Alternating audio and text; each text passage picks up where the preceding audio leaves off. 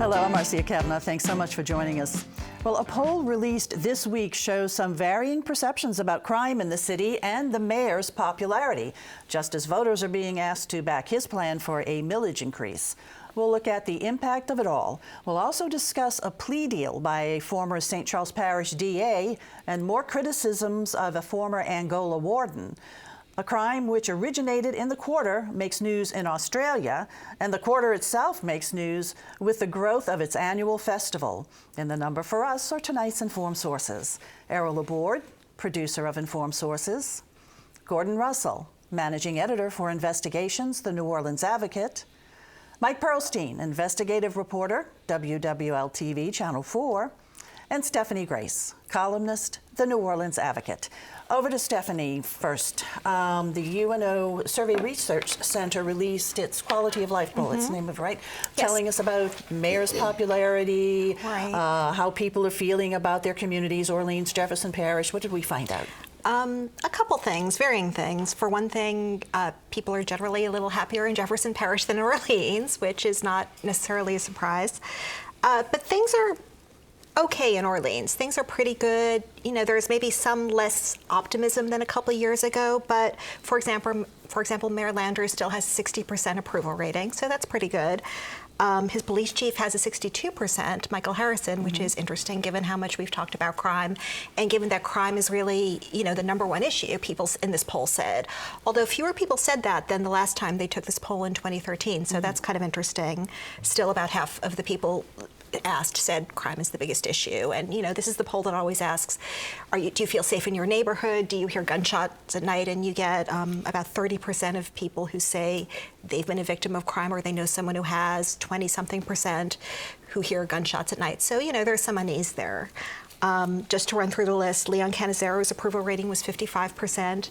Marlon Gusman, the sheriff, who's had some pretty terrible press lately, is still at 40%. So that, you know, that's interesting. I don't know who they are, but they can't all work for him. He's had some pretty terrible press for years, I think. For years, and maybe people are just kind of used to it. So, but the mayor, one thing that emerged in this poll is there is a pretty big drop in the mayor's popularity among white voters. Was 78% in the past, now down to 49%. And the feeling that Ed Chervenak, the pollster, his sense was that probably has to do with the monuments fight. And he asked about that too. The results were interesting. Again, this is only people who live in the city, so you know it's been a huge statewide issue. The legislature had a hearing on it this week. Right. But in the city itself, 50% of the people who answered said they want to take the monuments down. They agree with Landry's position. And that doesn't mean 50% want to leave them up. Only 31% said they wanted to leave them up. And 19% said they had no opinion. So the key numbers are really 50 to 31, not 50 to 50.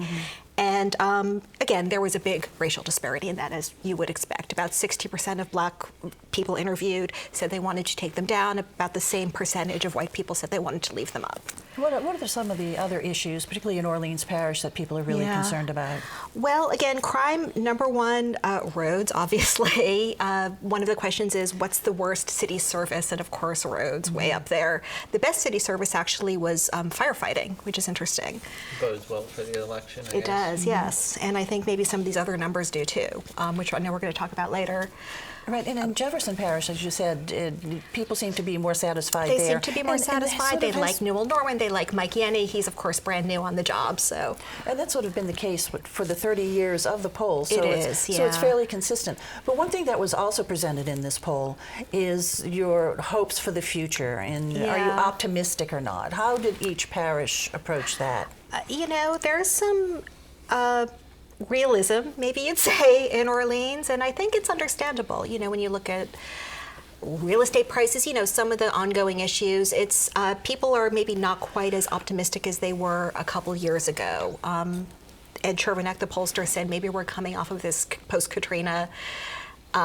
You know, there was the really pessimistic phase, and then there was the kind of optimistic phase, and now we're kind of settling into this is really just the way it is. This is the new normal, and the city still faces challenges just like it did before. That also happens when progress stalls. Yeah, you know, we that's saw true. some dips in crime, and now it's kind of plateaued and remains stubborn, and people expect things to keep going in the right direction. When they don't, they get And even, pessimistic. some of the positive things have negative undertones. We have this great real estate boom, this big downtown building boom, but people really are having trouble finding affordable housing now. So, and this is an issue the city council certainly wants to deal with. Now we can talk about perceptions of crime or perceptions of optimism based on 2 years ago, when 10 years ago we didn't even know if we could have a city anymore. Exactly. Right. So compared to that, sure. We've come a long way. And remember how dreary everything felt in those years, immediately after. So So the overall sense from this poll, what did Shervanek say? not bad. Not wonderful, but not bad. So we're by and large, as a community, like Jefferson Parish and Orleans Parish, Yeah. we're for the most part pretty content with Pretty what's going content. on. But I we mean- see problems there that definitely need to be addressed. Sure, and it's hard to, when you just talk about roads, how do you drive around the city and not feel like there are problems to be addressed? Well, there's always this dichotomy about living in New Orleans. I'm sure all of us have experiences. There are some times when it seems like the most special place on earth, Yeah. and then there's other times when it seems like it's going to hell, okay? Yeah. And sometimes it'll be during the same day. Right, sometimes at the same moment. Yeah. And so there's really the diversity of experience in living in New Right. Orleans, but still, Everything's heightened one way or still the deep other. down Yeah, that's inside, true. most people seem to love the town. And Love I it think and hate it at the same time. And you have, sometimes you move to the suburbs because you don't want these wild swings, and maybe that's reflected in the poll too, in the Jefferson Parish numbers. Okay, well, we're going to be talking a little bit more about the millage issue that's coming up Yes. later on in the show. Right now, I'm going to go over to Gordon, and you've done a couple of pieces. By the way, congratulations. You guys over at The Advocate won an investigative reporting award. Very good. And this was on the reporting that you did on former Angola Warden Errol. Thank you. And some recent discoveries. Yeah, the news recently has been that there were a series of investigations into the dealings of the former warden, Errol and some of his associates. There were 3 separate investigations, one handled by the state inspector general, one by the state police, and one by the Department of Corrections itself, and they were each investigating a different aspect. And without going into a lot of detail, one of them, the state police were investigating payroll fraud on the part of Errol Kane's nephew, or the guy who's married to his niece. One of the investigations was looking at employees working on some of Errol Kane's properties, and the other one was looking at these real estate deals that we had written about in The Advocate, in which he had investors. Errol Kane developed a subdivision and had investors who were close to inmates who were seeking favorable treatment and received some favorable treatment at Angola. And it was after that report that he stepped down. Exactly. Last fall. Yeah, and so these investigations were trying to determine, was there a problem here? And they were all funneled to the Department of Corrections secretary. They all sort of landed on his desk, and he released them simultaneously a couple of weeks ago. And he's a very close friend of Errol Kane, of course. And all of the investigations basically said there was nothing wrong here. And we've been sort of since reporting on some of the flaws in some of these investigations. Like, for instance, with the payroll fraud investigation, they didn't really go to a lot of lengths to determine whether payroll fraud was committed. They asked the guy, the nephew, whether he was required to show, whether he was required to account for his whereabouts, and he said he wasn't. And he was in the hospital for a lot of for a good bit during the last 2 years, and they didn't ask for hospital records to see when he had been in the hospital, for instance. That was one flaw with that. And then we at The Advocate spoke to some guys who worked on Warden Kane's homes who were not interviewed during these investigations, and they said that they weren't paid for their work, and they sort of felt like they had to do it because he was the boss and that sort of thing. So I guess our view was that these investigations were not very thorough. And you also noted in your reporting that really since had been warden for 30 years, really since the very beginning, he had been involved in business dealings that maybe had some question marks behind. Yeah, he's got a long and rich history. I think we've said in our stories that he showed an entrepreneurial streak, is how we put it. But he was warden for 20 years at Angola and another 14 or 15 years at Dixon Correctional Institute before that. And he's always had these kind of side ventures, a lot of them involving inmate labor and that sort of thing. And there's always been questions about whether there's been suggestions that perhaps he was profiting personally from this, but it's always been sort of never quite proven. But he's kind of crossed ethical lines a number of times. So nothing from these investigations. Would there be anything else ongoing, do you think? Well, there's some continuing investigations by the state's legislative auditor, which is a more independent investigative arm, I would say, than these other ones, perhaps. And so that could result in something, and there's always the chance that some of this would attract the attention of the FBI, but I can't say that that's happened. Okay, I'm going to have you quickly touch now on the former St. Charles Parish D.A., Harry Morrell, facing obstruction charges, obstruction of justice charges. Yeah, so this was a case that, some of us probably had almost forgotten about. We wrote about it a good bit a couple or 3 years ago, that Harry Morrell, the former district attorney in St. Charles Parish, was being investigated on allegations that he had traded some kind of sexual favors he'd received sexual favors from women who had charges that he was able to reduce or that sort of thing, or else in one case possibly reduce charges faced by her boyfriend. We were never able to quite substantiate any of this other than that this was being investigated and there were a couple of women who had come forward. The most prominent of the women to come forward died in the middle of the investigation of a drug overdose, and it seemed to kind of deal a pretty devastating blow to this investigation. Well, anyway, he's out of nowhere, sort of last week they announced obstruction of justice charges against the former district attorney, and he's going to plead guilty on April 20th, we're told. It appears that a change in the U.S. attorney had a lot to do with the case being revived. Yeah, Now that's true. under It was refused by the interim U.S. attorney, and Ken Polite's office revived it. That's right. And so Monday he appears in federal court. Yeah, he'll be arraigned first on Monday, appearance. and then he's scheduled to plead guilty a week after that on Wednesday. All righty, Gordon, thank you. Moving now over to Mike in the Orleans Parish Jail. It seems to always be in the news, but it really has been a lot over this past week and a half or so. Well, it's always been in the news, and almost always for the wrong reasons. We're just not seeing any progress despite being under a federal consent decree, despite some hard-hitting reports by the independent monitor. The rhetoric has become a little more strident in the last two reports, one a written report, and then most recently at a court hearing in front of the federal judge. And people, I guess, are wondering, what's going to be the last straw. The most recent written report basically found a crisis in leadership that Sheriff Marlon Gusman just did not seem to have a handle on correcting the problems. And in fact, on the measures of progress, the jail had gone backwards. Even in this new facility. Correct, even though a brand new facility, and that also it almost seemed to exacerbate the problems, that he was woefully equipped to send deputies into the new facility, and many, many problems have emerged there. Now, it continues to get worse with the most recent court hearing. The monitor, Susan McCampbell, suggested that the inmates be moved out of the new facility. All of them or a portion of them? Well, the lion's share until deputies can be properly trained and they can get a handle on this new building.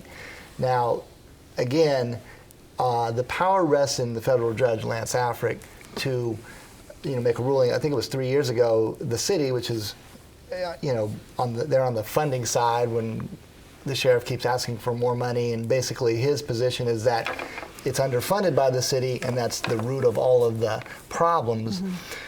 They asked for receivership, that basically, Gusman be removed from power and it put in the hands of a appointed federal receiver. The city did? Yeah, and that was denied at the time, but the most recent reports by the monitor do make you wonder if that is going to come up again with this supposed, basically a no confidence vote in the sheriff. Right, and McCampbell really has been very, very critical. I mean, like you said, extremely. It just seems to ratchet up with each one of her reports. And again, the judge in a case of a consent decree holds almost complete discretion. And how patient can he be? You gotta wonder. And normally, Lance Afric is not known for, he's a very direct and straight shooter, and not known for, putting up with a lot of hemming and hawing, getting, cutting straight to the chase. So you got to wonder if that's about to come. Now, Guzman, I'm sorry, he kind of went on the offensive this week, didn't Right. he? That's what I was going He to almost always goes on the offensive. Well, this is true. But he had a everything that's a speech, problem. State of the Jail, or was it? Right, and you listen to out it's him and you good. think the state of the jail is great. Yeah. But he does acknowledge some problems, all caused by the city failing to fund him. to properly fund him. So he says things are actually improving. Even since the last report, things have gotten better. Even though an independent monitor is saying No, the they're opposite. not. Yeah, that we need to actually close off a portion of the jail. Okay, let's also touch now, and this is regarding a ruling today by Judge Arthur Hunter at Orleans Parish Criminal District Court, saying release some defendants because they just haven't been represented. They have no representation. That's right. This involves 7 defendants who at one time were represented by the public defender's office until the public defender ran short of money, dropped those cases. Private attorneys were appointed to be paid for with public funds to represent him. That money ran out, and basically those 7 defendants went to court stating that without representation, we're basically being held indefinitely, without any way to move our cases forward. One guy had been locked up more than 1,000 days, more than 3 years in jail, and that motion to basically pay for their defense or release them was ruled on today by Arthur Hunter to basically grant their release if they do not get adequate funding. That order was immediately stayed for 10 days. Obviously, this is By Judge something Hunter. by Hunter to give the state a chance to appeal. But what it does is it's fish or cut bait time to find the funding. And this isn't, these 7 defendants are just representative of a much greater problem where in Orleans alone, I think there are 100 defendants who are either on a wait list or have been dropped by the public defender's office and are languishing without representation. Statewide, it's on an even greater scale. Right. And these defendants also, we should note, they're facing some major charges too. Murder, these 7. robbery, But rape. Yeah. So I don't think anyone wants to see their release. So look for that to lead to some kind of at least stopgap solution to get them represented by counsel. Putting pressure on the legislature too to do something about the funding. They of hold the purse public strings. defenders room. Okay, thanks a lot, Mike. Now quickly over to Stephanie, and we have a vote tomorrow coming up In from Orleans Parish. Yes, 2 questions on the ballot. One is a public safety millage, public safety including police and fire. And the other one is a bond issue for streets. So first to police and fire. This is something Mitch Landrieu has sought. It's, I think, 7.5 mils combined, not subject to homestead exemption, FYI. And some of it is going to fund the firefighters' pension, which we've heard so much about, fighting for years and years over how to fund it and mismanagement of the pension. But the mayor a while ago came up. They settled it basically, and they came up, which is kind of a landmark thing to kind of, figure out how to pay for this. And now they're going to the public and asking for some money to help pay for it. The rest is for police, largely really for hiring more cops is the idea. And we've had these stories that both of you have done about long wait times, staffing shortages for many years, and the timing's interesting because the department really has done a lot of restructuring even recently and put more cops on the street out of administrative positions. So some people might say, why didn't they do this before? But really they're going and they're basically asking for money to hire more cops. And they always choose, this is, a date that was kind of chosen by the administration to be pretty favorable to them. There's not a lot, it's not going to be a big turnout election. It's French Quarter Fest. There's nothing else big on the ballot. You tend to get chronic voters, you tend to get very civic voters. All of the big organizations are supporting it. The newspapers, the unions, the good government groups, BGR, Citizens for One, everybody. What's the field? Is the public supporting this? The public, I think some of these poll numbers are pretty positive, both attitudes towards the police chief and also the firefighters. And concerns about crime, Concerns I guess, about might crime. bode well for it, I guess.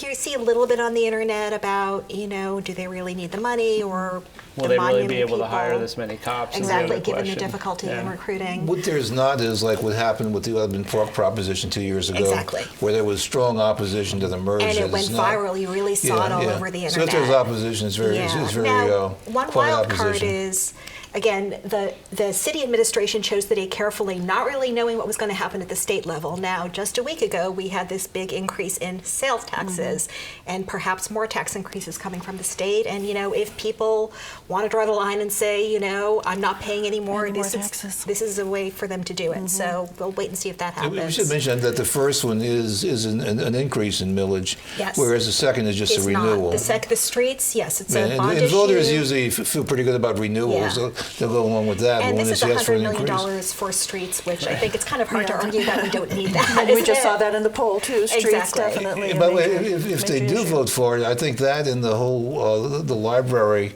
millage list, it will be the only new taxes that voters have Right, voted in on quite a long time. since before Katrina. So it'd be significant. Yeah. And also, this is a time that people are writing checks to Uncle Sam, It too. is. So It's a taxes tough are on the brain. time, yes. Yeah, Not in a okay. good way. Not Yes. in a good way. Okay, thanks a lot, Stephanie. Mike, we heard in the news this week of 2 visitors to our city from Australia, young men, were victims of robbery and shooting. Yeah, not to take away from the tragic circumstances, they were both wounded quite badly and are in the hospital, but they did just about everything wrong, everything that people warn about when it comes to crime in a big city. Number one, they're in a strange place. They were in the French Quarter, and it was around 3, 4 a.m. when they decided to peel off and take a ride with a stranger, for the most part, and go to a part of town clearly they weren't familiar with across the river to Algiers, where, according to police, they were seeking drugs. They didn't specify exactly what kind of drug deal, but they were basically set up for a robbery that turned into a shooting. Both men wounded. But here you have a 21 and a 23-year-old. Even if they wanted to pretend like they were street savvy, they were from Australia, so the accents right away give it away that they are not familiar with New Orleans. They are not from here, and big cautionary tale. Very Still much so, yeah. No suspects in that. How are these young men? How are they doing? They are supposed to, recover, although they're still in the hospital. The one thing that is always unfortunate, aside from, the victims themselves, is this is now making headlines in Australia, in New Zealand, and it's a big black eye for tourism throughout an entire country, Australia.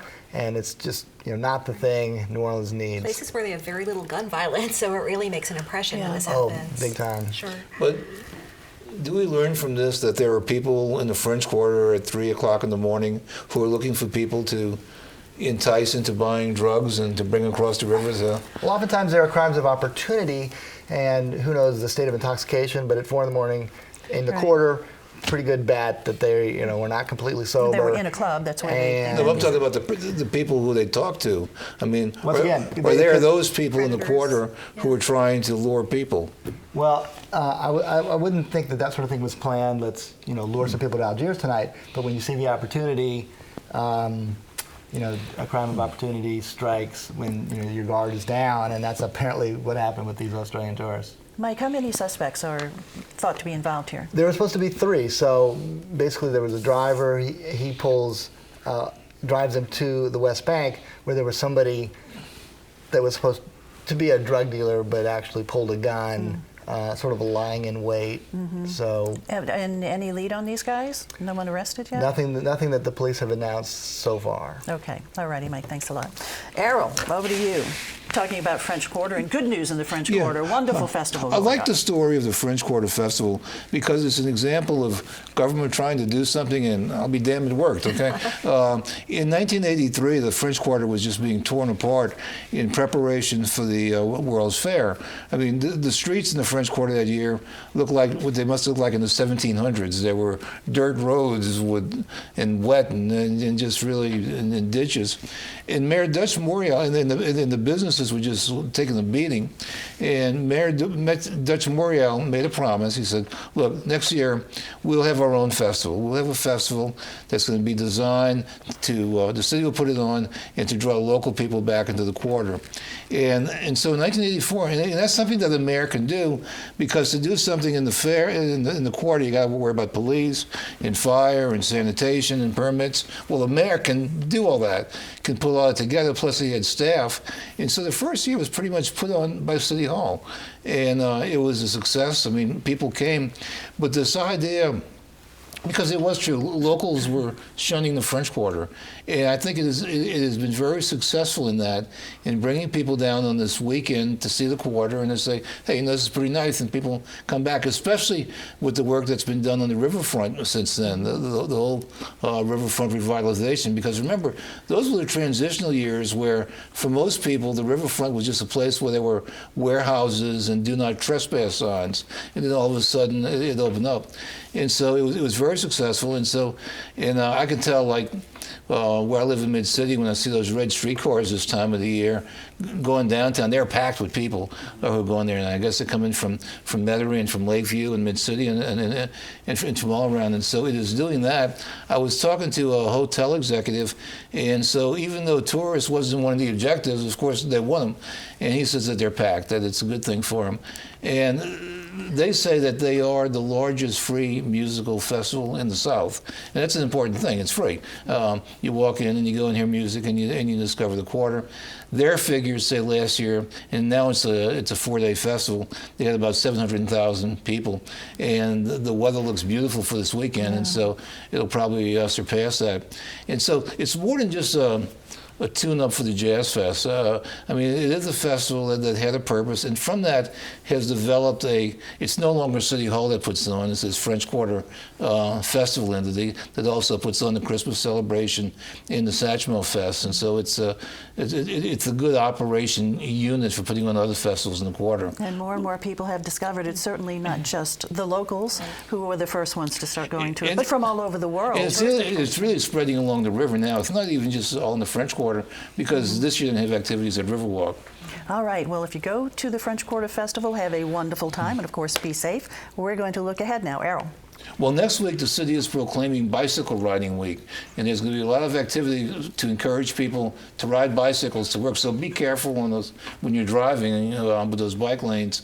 And they're going to have some special programs and things to encourage bike riding. So we'll be hearing a lot about bikes next week. Okay, thanks, Errol. Gordon. Well, I was going to promote a story we got coming out Sunday about our lieutenant governor taking a very broad role in economic development in the state in interesting ways. Okay, we'll look for that. Mike. Yeah, looking at problems with the sheriff's office, hard to ignore the resignation of his second-in-command Deputy Chief Jerry Urson. Word and speculation that he's about to be charged in federal court in a running private details with deputies and doing some ghosting, and got to wonder if it stops with the second-in-command. Okay, we'll be looking for that, Mike. Stephanie. And Tuesday's a big day up in Baton Rouge. Governor Edwards is going to present basically the expected cuts, given that the legislature left him $750 million short for next year's budget. It's going to be bad news. He already said that. Look for who's going to get tops, because it's not going to be fully funded as of now. What's going to happen with these public-private partnership, hospital partnerships? Big issues. Sobering news. He wants a special session to raise some of this money, but they have to put the wheels in motion to deal with the possibility they won't get it. So that starts Tuesday. Okay, that's on Tuesday. All right, Steph, yes. Thanks. Thank you guys for being here, and thank you all for joining us. We look forward to seeing you again next week for Informed Sources. Have a good evening. Enjoy all the festivals out there.